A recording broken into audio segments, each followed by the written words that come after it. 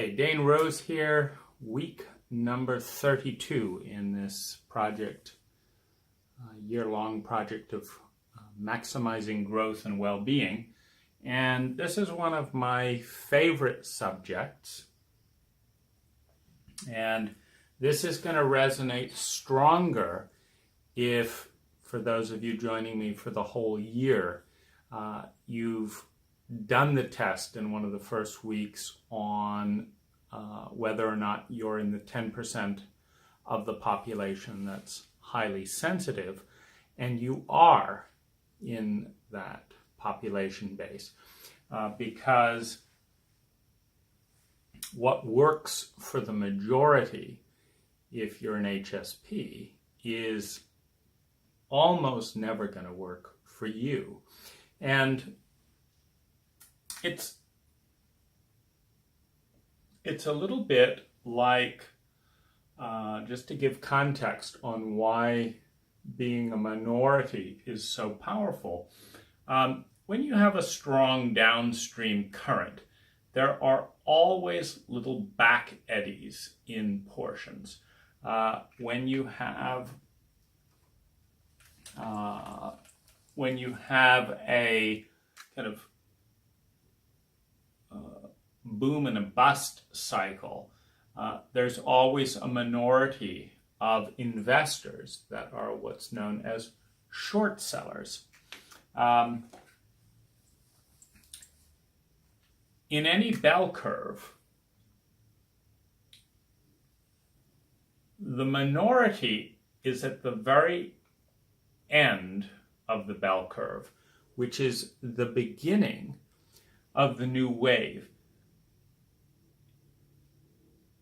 And they're at the very beginning. So what you can see is that when you're in the majority, you're in the middle.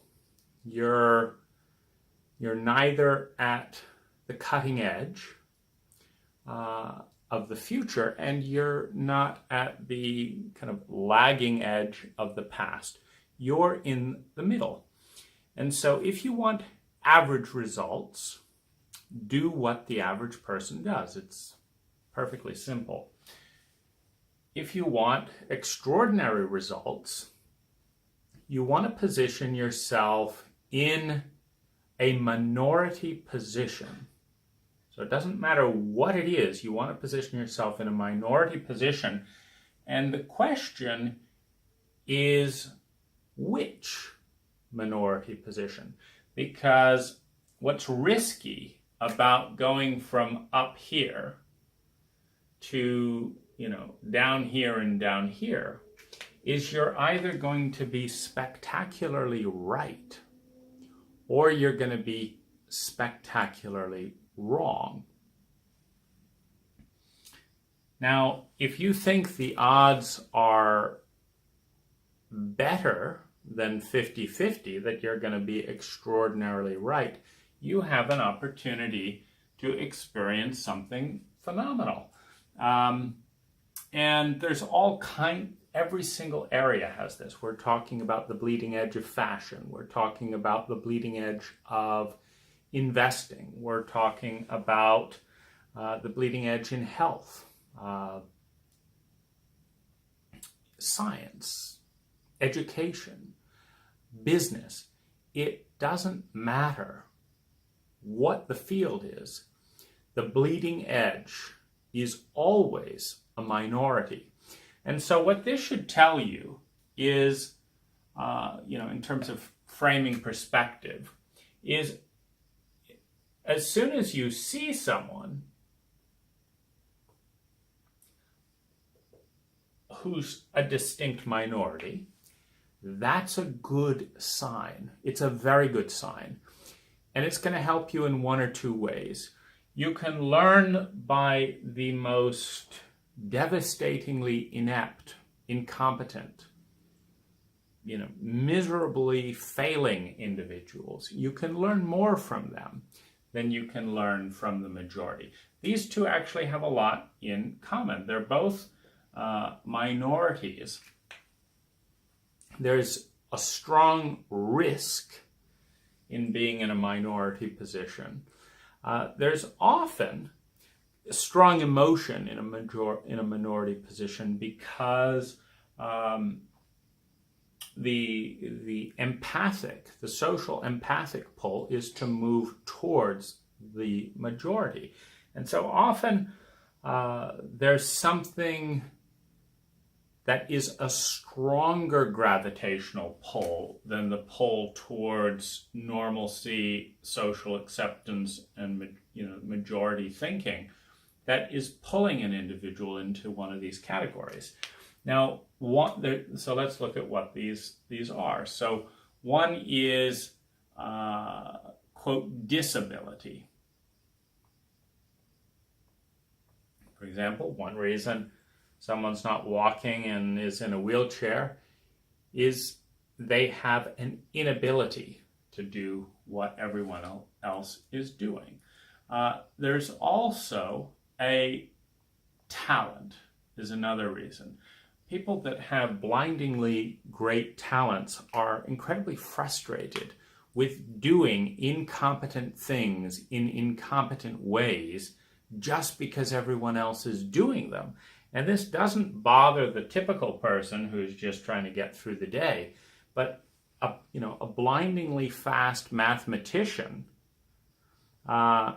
is out incensed with the incompetence of most math classes at school. They understand that it's not the leading theory. They understand that it's not stretching their goals. They understand they're wasting a lot of their time.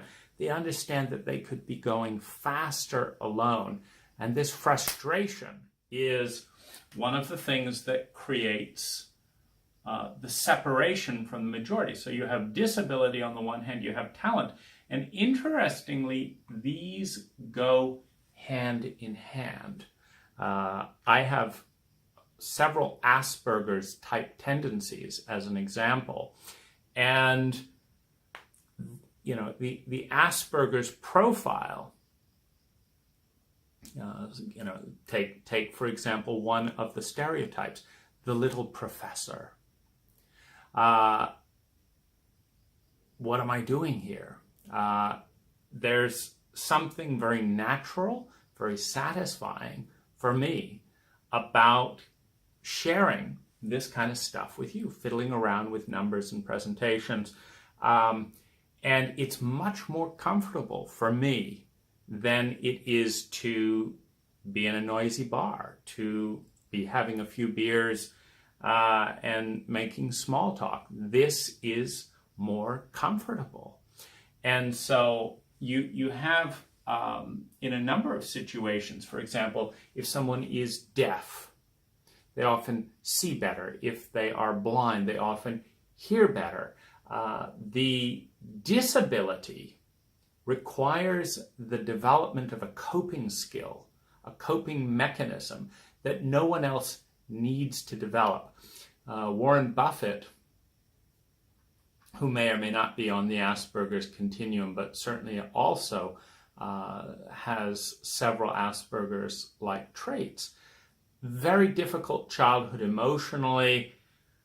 What often happens with the dissociation from emotion is a stronger association with something else, in this case with numbers. Again, an Asperger's type trait. And so you find the disability linked with an uncommon ability. And whenever you have an uncommon ability, you see things that other people can't see. You see things that are obvious to you that are not obvious to other people, and you act on that basis. And in that area, you will tend to be more successful than the majority. George Soros, another example of a contrarian investor who understood fundamentals more than the Bank of England in his famous £10 billion bet, in currency hedge fund or in currency futures that allowed him to shape British policy in that arena in a way that a typical mind wouldn't be quite as attuned to that. And so you have disability and talent being linked by necessity. This is a relatively sociopathic culture. You know, if you have the, you know, coldness, coolness, and warmth and empathy up here, we actually idolize being cool, which is a sociopathic tendency. The tendency to be unaffected, to be prepared for anything. Nothing phases me. Yeah, you can kill my dog, you can cut me off, you can do this. I'm cool. I have a plan.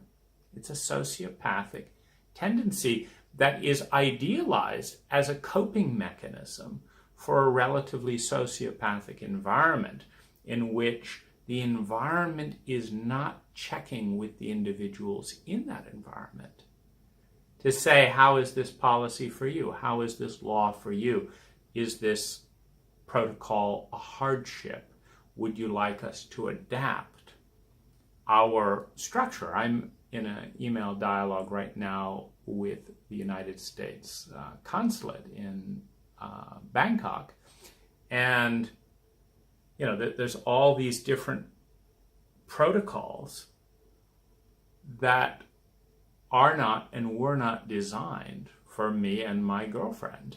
And so it's a question, it's a dialogue of, are there human beings working here that can bend the protocol to support the well-being of U.S. citizens and their fiance, or not? And this is an experience that most people have had, that something is an absolutely miserable experience. You express that it doesn't work for you. And the answer is, I could give a shit what you need, want, or feel. This is how it is, and you are not important, so fit in. Well, this can be a traumatic experience. This can be a hurtful experience. It can be a lonely experience. It can be a frustrating. I mean, what's all this? You know, government for the people, by the people, and then you realize this isn't for me. It's not by me. It's not what I want. It's an absolute joke. You know, what do you do with that? And this idea of feeling cool, i.e. completely unaffected, as opposed to depressed or upset or angry, losing one's temper, etc., becomes an aspirational coping mechanism. And so when you have an inability to cope, you develop an unusual coping mechanism. The unusual coping mechanism may lead you to dissatisfaction, which happened for me when, my peer group were going to private school. It was actually Waldorf School in Vancouver, Canada at the time. And I dropped out. And it was from spending time with leading thinkers at the Findhorn community in Scotland, with different authors, there was a wonderful thing called the Nightingale Conant Corporation, there still may be, which had these 6, cassettes, in every pack. I remember, Dennis Waitley, Norman Vincent Peale, Earl Nightingale, Zig Ziglar, all these fun presences that put helpful knowledge into course material, and then they'd sell these for $60, and I'd ask the library to buy them for me, and then I'd take them out of the library and listen to them on my Walkman, and it was just so clear to me that what I was learning in school was not only largely useless, but was not competently taught. And so I dropped out. And when you drop out of school, you have you drop out of the majority, and then the question is, are you going to fall way behind or are you going to go ahead? Now, the supposition of each of the adults I talked to was that I would go from the majority to being well behind. I wouldn't even get a high school diploma, which is true. And employers wouldn't hire me and blah, blah, blah. But I thought that I could go well ahead. And, so their response was, no one's going to hire you without a college degree and high school diploma. My response was, I'm going to focus, when I leave this school system, I'm going to be focusing on more important topics, learning them more effectively. Now, this should position me to be more valuable in my contributions to the world. In fact, when I framed my homeschool question, my homeschool curriculum, I framed it with the question, what skills will we as a humanity require more than any other skills in the next 100 years? And my top two important things were grounded imagination, the ability to go way outside the norm and then assess it within real limits of time, money, budget, culture, etc., where these imaginative things are happening. You have fantasy and fantasia where you have an extraordinary imagination and you go out there and you come up with, trillion-dollar ideas that, you can't act on because they're trillion-dollar ideas. You come up with, wonderful cities that you can't build because they don't follow, building codes in your city, and you're not willing to be a politician and change that and all this. So these are exceptional ideas that are not grounded in the question, can I do something about this idea now? But then there are grounded visions where you go out there and you explore the multiverse of ideas and you cross-reference them for which of all these ideas cost $1,000 or less. If you're a student, you can't be talking in hundreds of thousands of dollars if you don't have the money. So which of these ideas could be acted on usefully with $1,000 or less? Which of these ideas do I possess the skill, aptitude, and interest to do something about? This is grounded imagination, where you go out there, but then you sift through and you find the remaining chunks of gold left in these thought processes, and you do something about that. And I thought this talent would be incredibly important in a rapidly changing world. And the other thing that I thought would be important was sales and business skills. And one reason, of course, was everyone saying that nobody would hire me. I wanted to make damn sure that I would be in a position to hire myself as starting a business, which I did at age 17. The other thing was ecology, ecological design.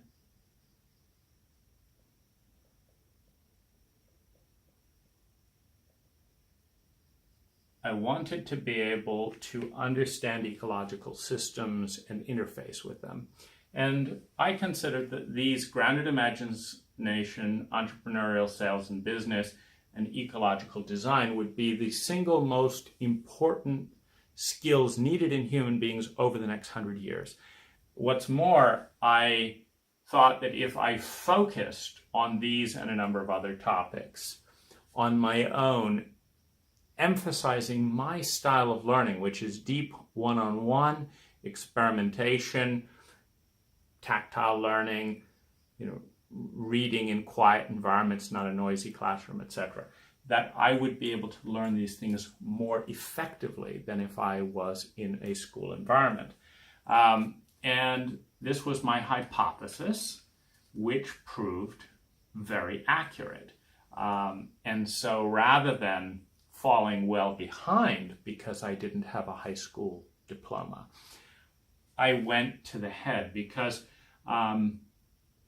first of all, I've been very clear that while I have never been an employee in the 25 years I've been in business, I would not work for anyone who was not smart enough to assess intelligence and aptitude directly.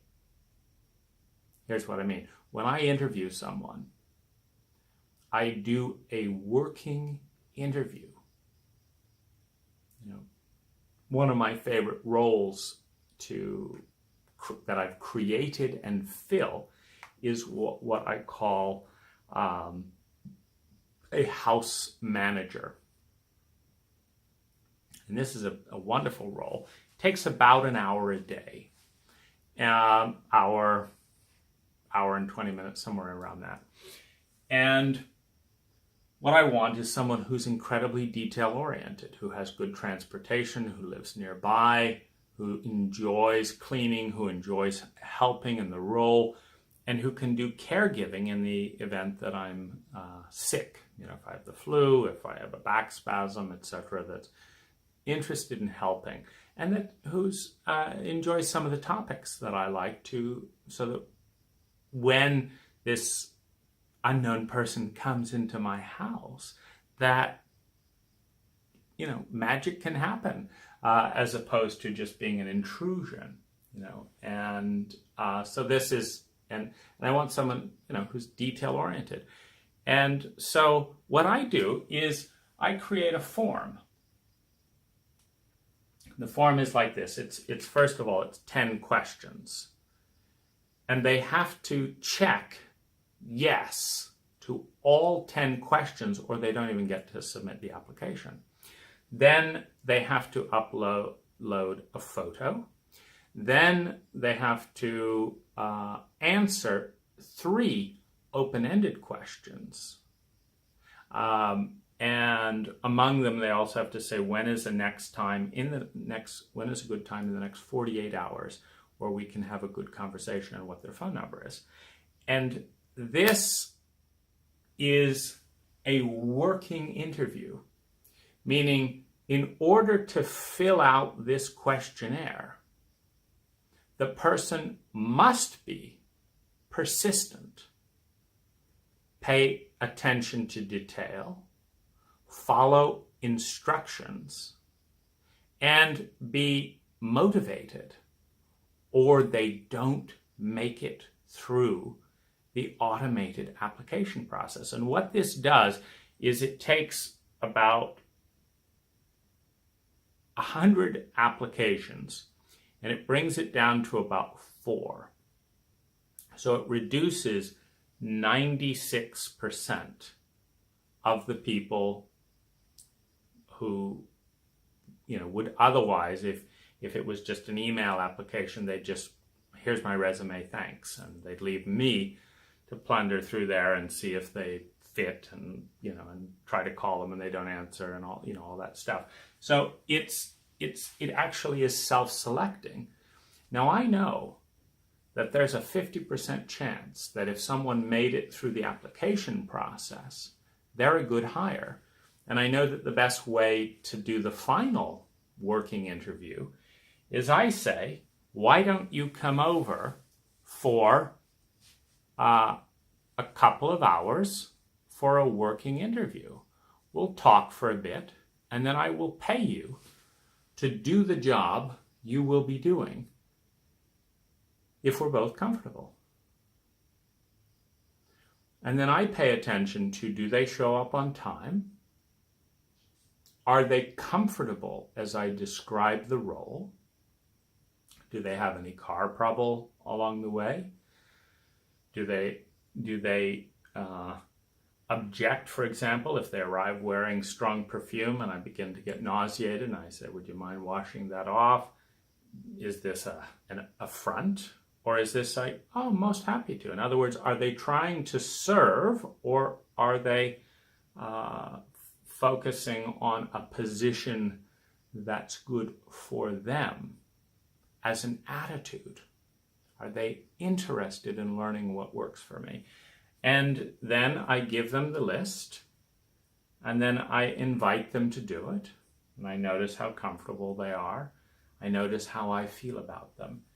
And see, here's the thing. If that goes well, I'm a good enough read of character that I can give them the keys to my house. It's that simple. If it doesn't go well, it's self-selecting, meaning they show up late, like the last, person I interviewed. They said they'd be there, and then they called 20 minutes after they said they would be there to say they didn't have enough bus money to get there, and could I PayPal them some bus money? Well, obviously that's not going to work. You said you'd do something, then you can't do it.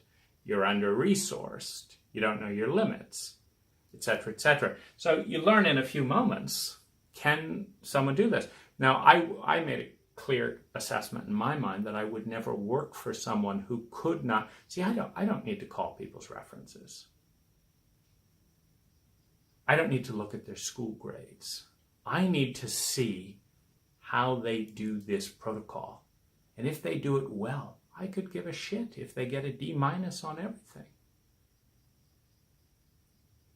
If they don't do it well, I had a Harvard student recently, wanting to work for me and do this, that, the other, and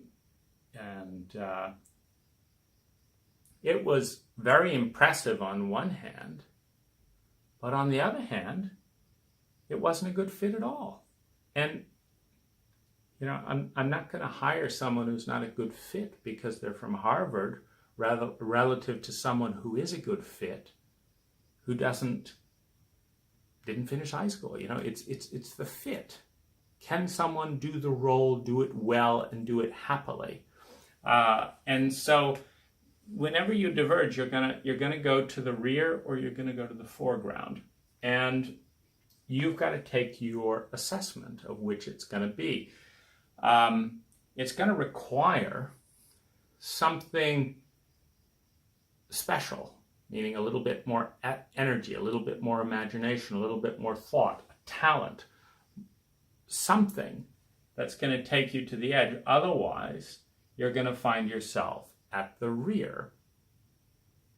So if you have to choose between, going in behind and being part of the majority, actually the first time I left school at age 12, I did not have what it took to go to the front. So upon assessing that 6 months later, I went back to school, and I fumed at the ineptitude, at the incompetence of the school system for about 4 months, always trying to think, what was it that I would need to win that time, to go well ahead?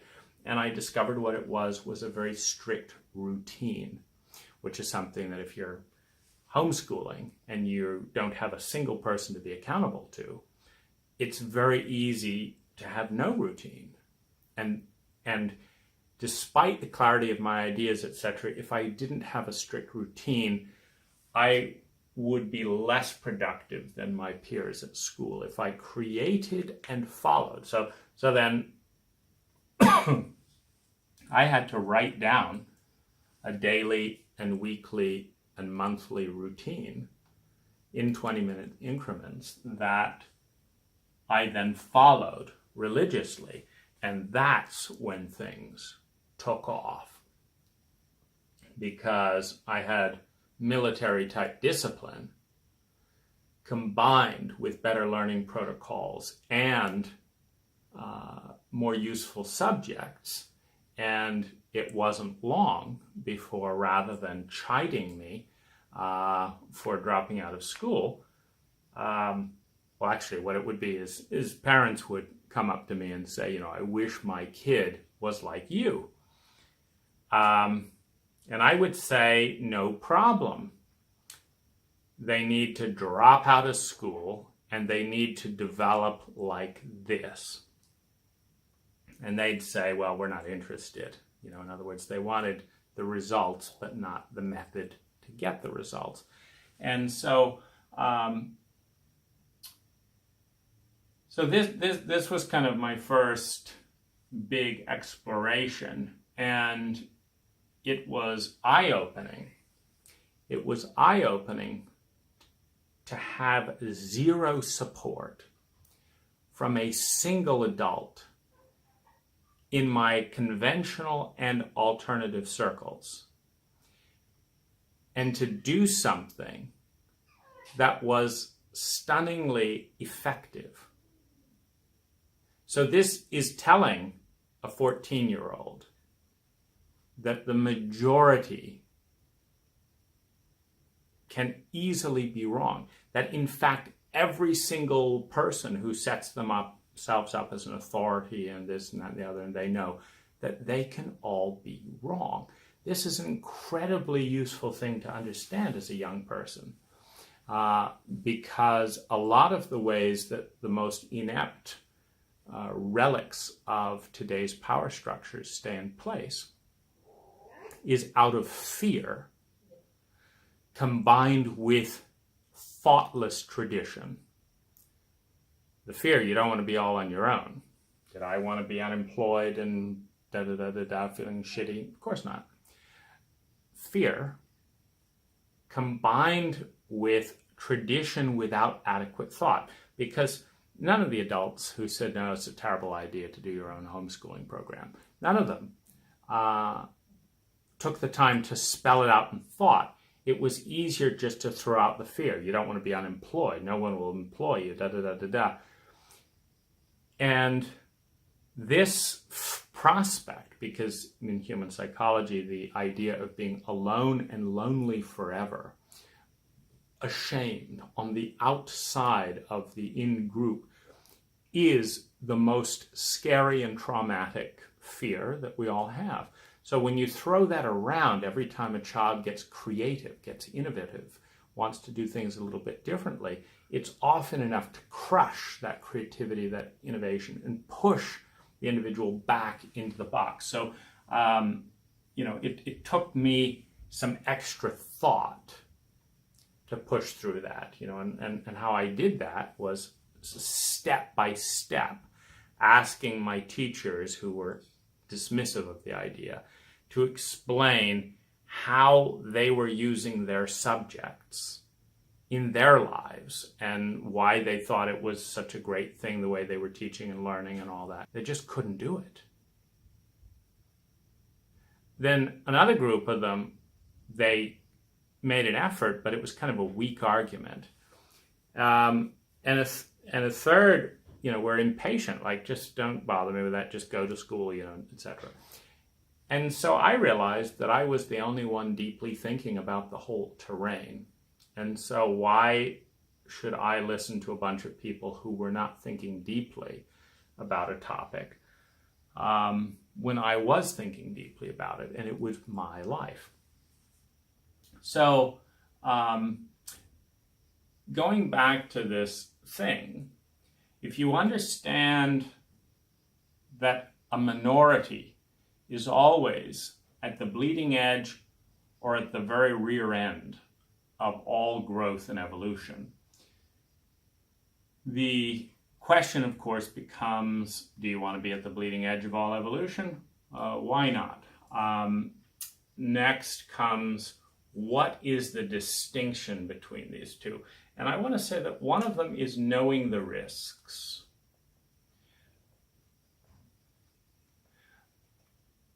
Bill Gates was a contrarian, minority. He dropped out of school and focused on his computer business, etc., much more than many other paths that were recommended. And But he kept his foot in the door. He knew the risks, and he did studies in corporations. And so he was very mindful of very large corporations failing on a regular basis. And he was mindful he didn't want to be one of them. And so he knew, when you know the risks, when you know that unless you do something different in a positive way, you are going to fail. And it's up to you. And if you know the odds, like the odds of failing are 70%, let's say the odds of leaving a majority school system, going off on your own and coming out ahead of everyone else, maybe there's a 70% chance that the typical person that drops out of high school, etc., more than 70% of them do not become part of the leading dynamic. And so if you know the risks and you're motivated and you care about them, you care enough to measure. This is, I think, a really big thing. I'm a mentor. I play multiple roles with my partner. This is also another area I am a minority. Because when I met my partner, I realized she was ahead of me in a couple of important arenas that were very important to me. And I realized she was behind me in a couple of important arenas that were less important to me, but that I felt were important for her future. And so we created a multi-leveled relationship where I'm part father, part teacher,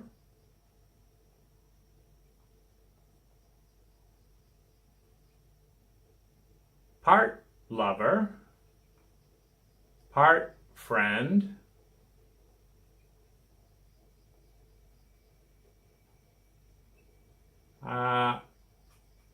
and that's part of it. And that she's part mother,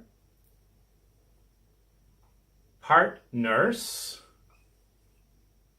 part lover, and part friend. So, first of all, these are happening on different ages, where it's for her it's 0 to 8, and for me it is 0 to 5, where like 0 to 8 is where she needs a father.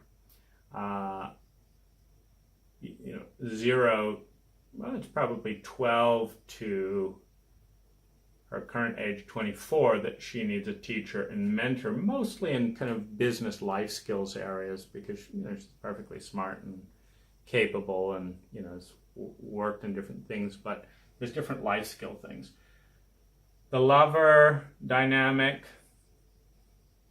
is pretty balanced. The friend dynamic, I'm more of a friend to her than she is to me in the teaching arena, but she's more of a friend to me than I am to her in the empathic arena. So it works out to be pretty balanced. The mother 0 to 5 is where I need the mother due to childhood PTSD. 0 to 5, and in my current body, when I met her, I was going through a ton of trauma, and so my body was, literally flat in my back. So the nurse aspect, relates to just making that easier on my body. And then again, lover and friends are quite comfortable. And we need to know when, what takes what. So the nurse, mother, father role takes precedent when necessary, because these are dealing with young ages within each of us. The friend is the next role, and it's important, thing. There is an overall framework that I have as a mentor teacher where I'm committed to a principle that she grows rapidly as long as our relationship lasts, until such point that I believe that she has the confidence to hold her own and leave the relationship while increasing her quality of life. Like, I consider that to be a very high level of self-sustainability.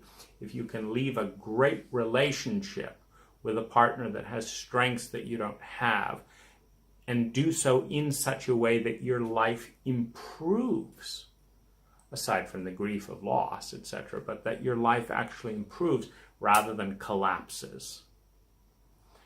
This is a very important principle because statistically 95% or more of all relationships end before death for reasons other than death. And I feel it's an important principle to support a partner so that their life would go up at that point rather than collapse. So that means,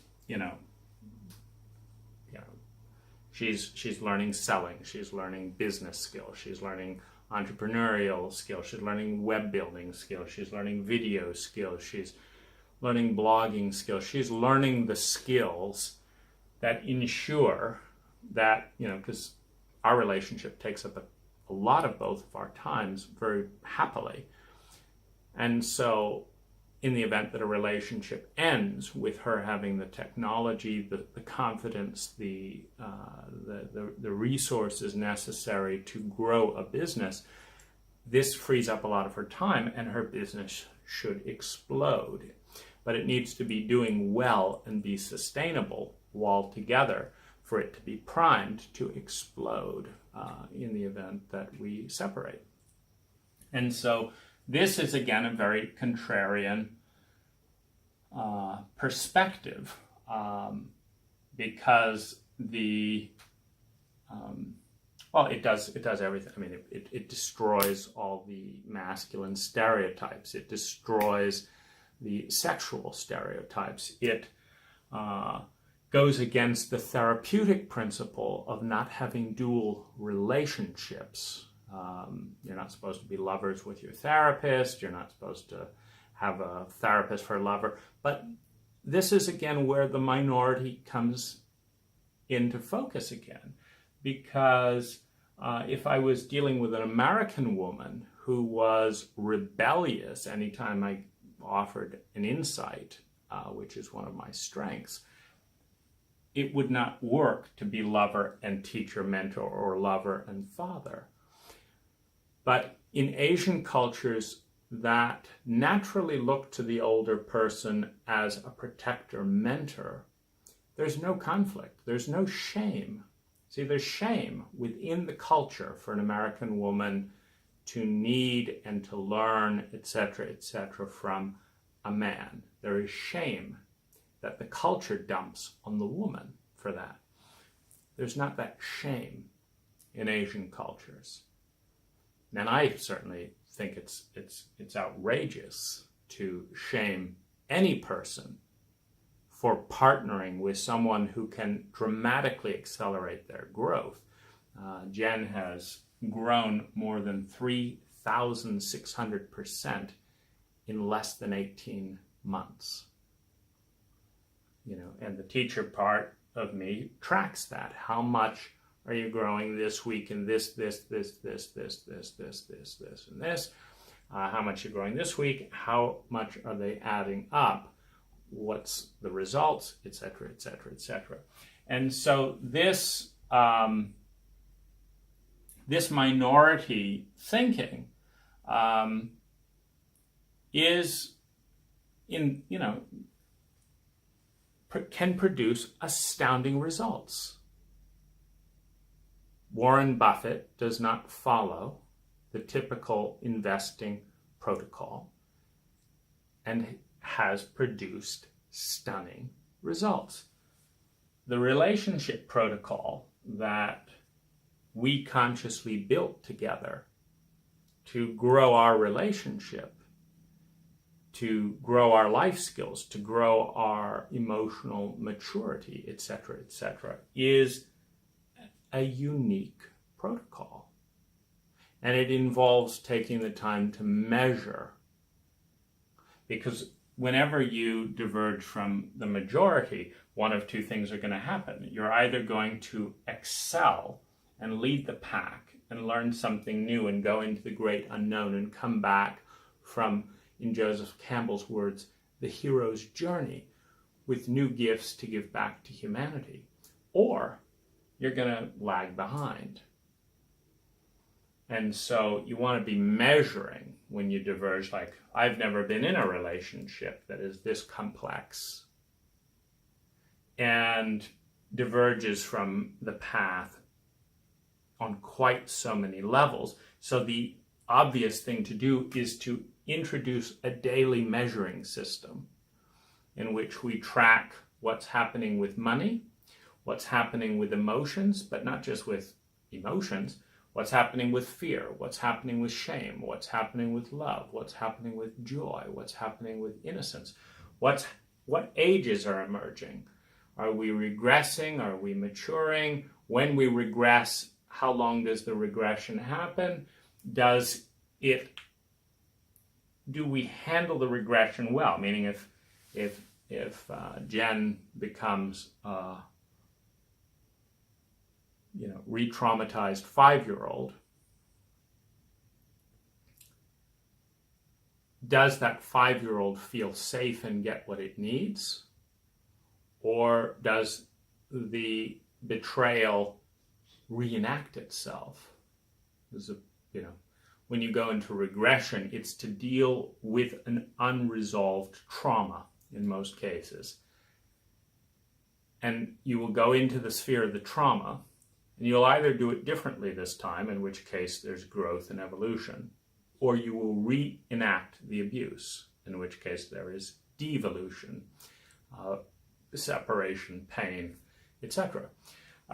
And so when we go into a cycle like that, how consistently do we come out healing and heal on the other end? And this is what really accounts for the 3,600% growth on her part, for the more than 250% of life skill growth and relationship growth on my part, which is a lot for me, because I'm typically, I have this strong teacher-mentor persona. So a number of people have just told me right off the bat, I've grown and learned more about myself and in relationship with you than with anyone else in my whole life, including therapists and teachers and blah, blah, blah. And these are often, 40, 50, 60, 70, in one case, 80-year-old women. I do not sort by age. I sort by flow. I sort by value. I sort by compatibility. Another minority. So, again, the minority says stay within 5 to 10 years of age of one another. My first relationship was twice my age. And I thought it was one of the smartest things that I ever did, because my filter was screw the consensus. I know I have a traumatic history. I can't count on learning anything useful from my parents. So, whatever limited relationship experience I have from witnessing my parents, obviously that should be avoided. That's a negative if I've learned anything at all. So I want to find someone with a lot of confident, strong relationship experience who has a high value on personal growth. And that's going to be more important than sex. So my first relationships was relatively asexual. Meaning we had sex from time to time, but it wasn't the kind of passion you'd expect from a young man, with his first partner. That was not the drive.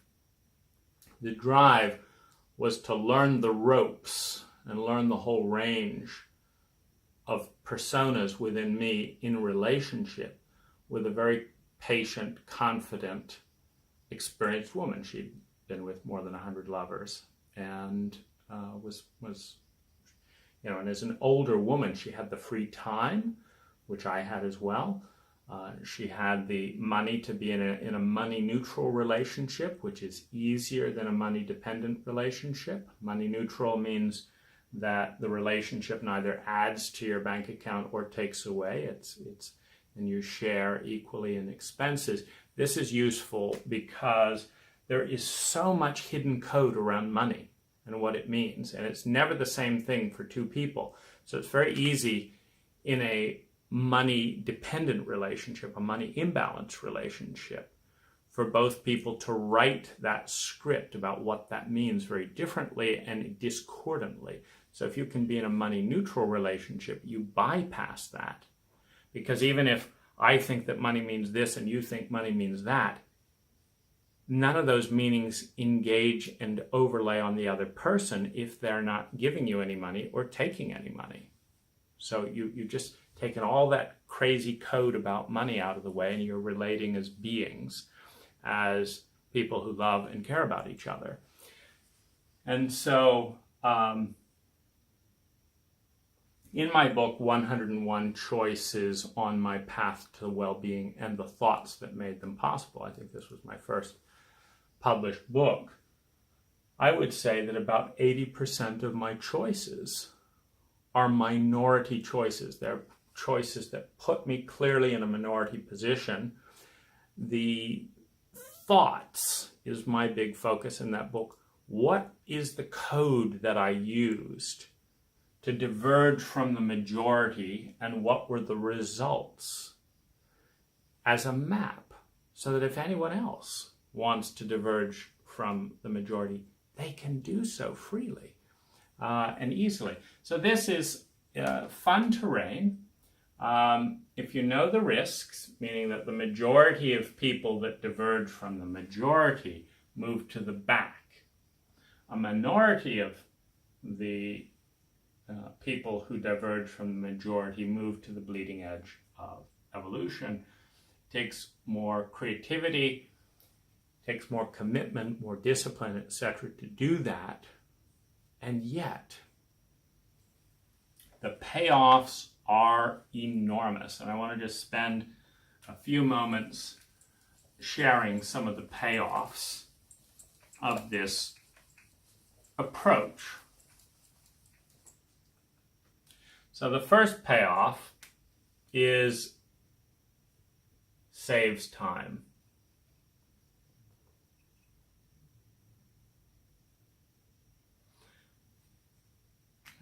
It will take more will, more effort, more creativity to consciously steer your way away from the majority. But if you design that path effectively, you will get more done per minute. Example, I mentioned my house cleaner role. I pay that person $25 per hour. Total cost to delegate my entire house and arrive home every day to a sparkling house with watered plants and mail delivered and garbage taken out and compost thing and laundry folded and vacuumed rugs and the whole thing costs me $600, let's say $700. Sometimes it does. So let's say $700 a month. Now it eliminates 40 hours of horrible drudgery for me. I hate repetitious things. 40 hours. Now, when I work hourly, it's $175 an hour. So you can see if I save just 3 hours and put that towards work, I've paid for that role. So that's exactly what I do. I work 3 extra hours, pay the $700, and then I have 37 more hours to do things like this. Do you realize that for an entire year-long project to put this out, it's It's maybe about 60 hours. So in 2 years of this one choice of having one person come 5 days a week for an hour to an hour and 20 minutes, it frees up enough time to do an entire project like this in just a 2-year period. So it actually creates time and creates money. But it's not normal. My interview process isn't normal. The people I pick are not the normal people. They're not professional house cleaners, whatever. They're people that are good for the fit. Now, my happiness goes up.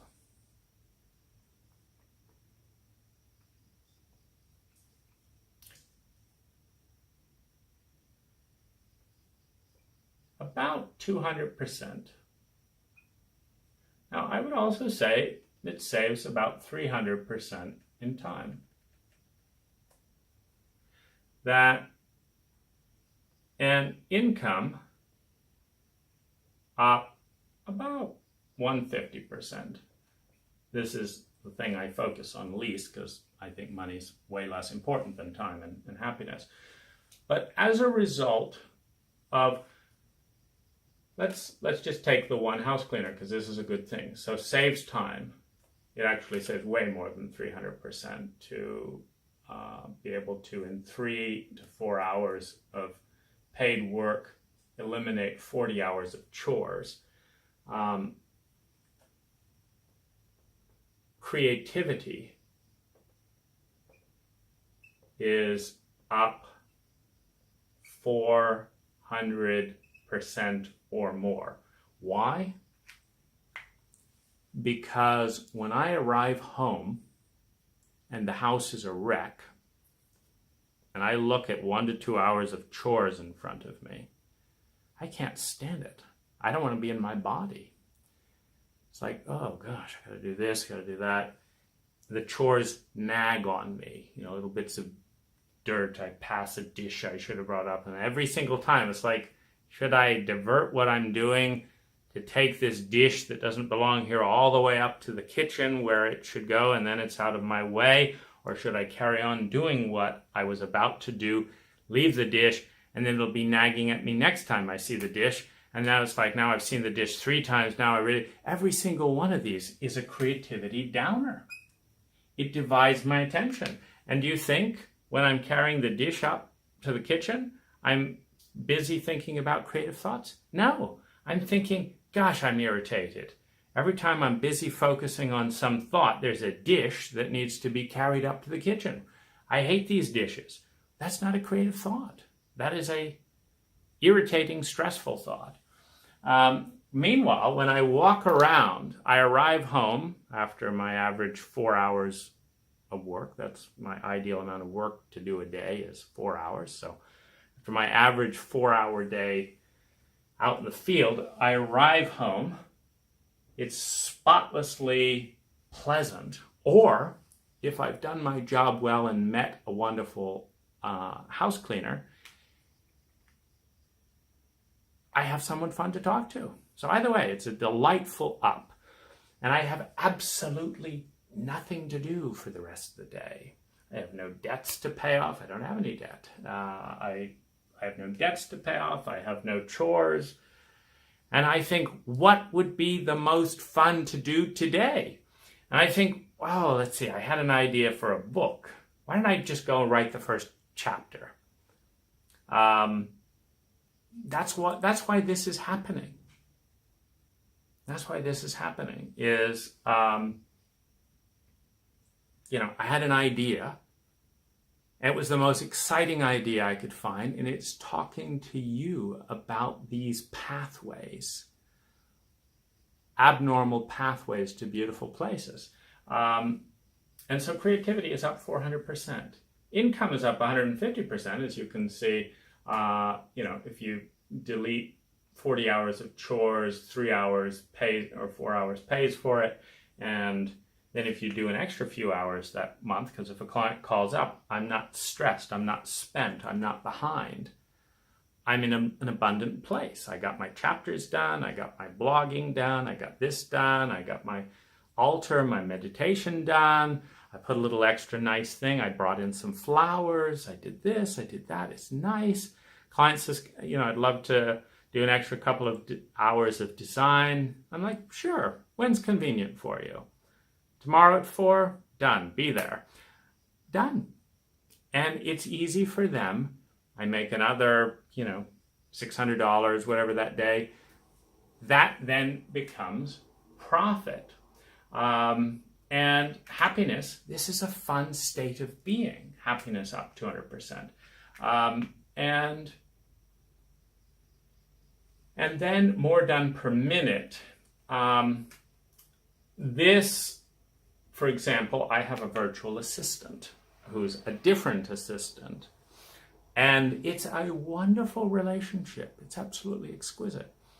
I told him I hate typing out these kind of things. You can see how difficult it would be to have a flow of consciousness and have my keyboard keep up with it. So it doesn't. So I had my assistant find me a piece of software I didn't know existed. But I said, Devang, I want you to find me a software that will help me communicate effectively with you. Here's how it needs to work. I want to tap on an icon on my desktop. I want it to open up and start recording. And then I want to click send, tap the first few letters of your name, have it pop in, click send, and you get exactly what I said. Because this, what we're dealing with, is we're dealing with friction reduction.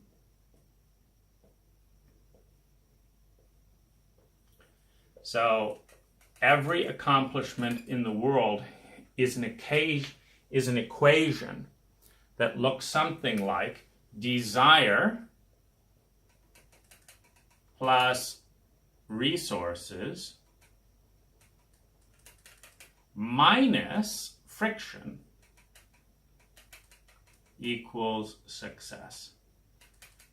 So do you realize that if there was no friction in your life, if you had zero friction in your life, you would have achieved every single one of your goals as soon as you thought it? Because there'd be no time friction, there would be no body friction, there'd be no people. It would be a complete frictionless manifestation of exactly what you wanted to have happen. And you would have every single thing you have ever wanted as soon as you wanted it. There would be no friction to discourage you, as opposed to what happens with most of us, and probably 98% of every one of my ideas. I get ideas constantly. I have over a lifetime of, I have about 10,000 lifetimes worth of ideas. And I get the idea and I think, okay, that would take about 10 years. It would take about 200,000 and that idea would be realized. Do I want to spend that 10 years and $200,000? That's the friction. And 99% of the time I say, nah, and go on to another idea that has lower friction. So anytime you can reduce the friction in an equation, what you manifest goes up exponentially. And so by having these little gadgets and then training an excellent virtual assistant, Devang is the most wonderful employee I have ever hired. I am tapping 1 to 5 times a day on my desktop item. Devang, find me an article about trauma, this, and this. Devang, find me an attorney suitable for this and this type of issues. Devang, can you tell me if there's any apps anywhere on Android that do this well? I want it to do this, and this. If anyone does that well, let me know the name of the app. Devang, could you start up a nonprofit for me and tell me how much that would cost? Devang, can you pay this government license bill? Call them and find out what's going on with this and take care of it. Devang, and of course, I'm doing something like this for one reason. Devang.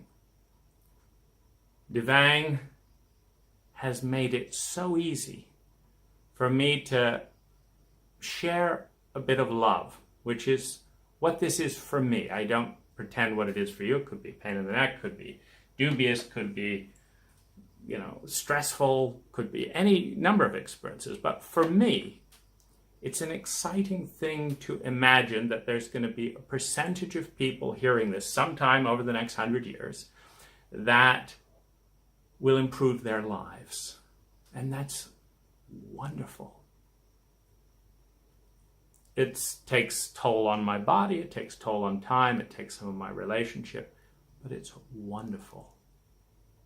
But Devang brings the friction of this idea. All I have to do is stick this camera into the laptop, it'll transfer the files, shoot them to Devang's Dropbox, and he does the rest. And that makes this gift possible. Thank you for watching, and I invite you to start reading biographies of exceptional minorities, just about every person, Steve Jobs, Bill Gates, Henry Ford Sr., they are minorities because the reason they created such phenomenal results was they did things differently to other people. Thank you for watching.